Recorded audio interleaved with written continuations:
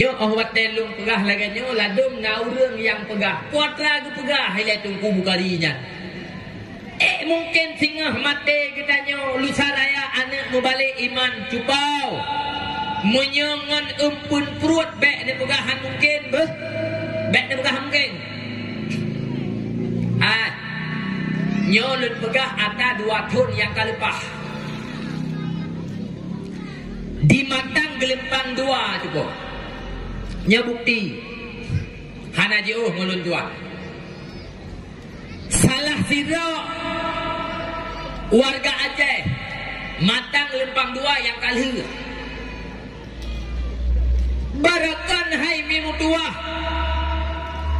wateja umalasa malam puasa Quran mak jaroi tapi tak dengar berita jumpa mertua uranya jih ilua di Jakarta jumpa mertua Injil Pak Jaroi. Dan yang lebih sakit kan sekedar jih itamang Kristen anak orang Aceh bahkan jih orangnya jih ke pendeta video yang kalepah nalung tume sabah video waten di saah jih di Kalimantan dipegah masanya ini uwa Aceh ini ya dakwah dipegah tentang kebenaran Yesus Kristus bak umat Islam yang na di Aceh.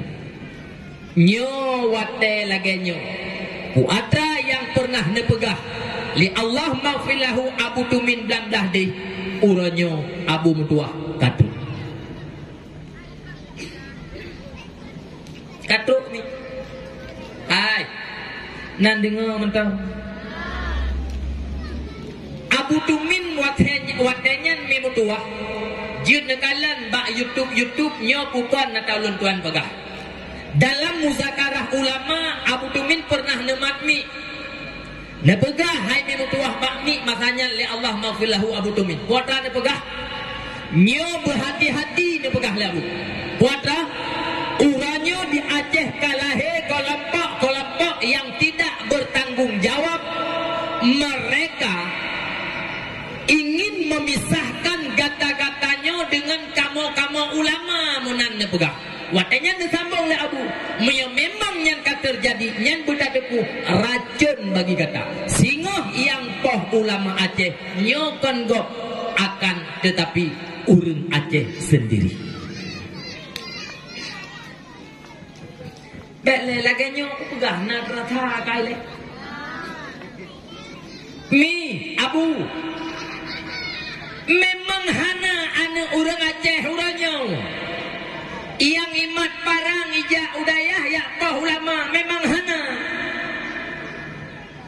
tapi cacian kebencian yang ditebarkan oleh anak-anak orang Aceh walaupun lewat media itu merupakan salah satu bukti apa yang dikatakan oleh ulama kita Allah maghfirlahu terbenar adanya.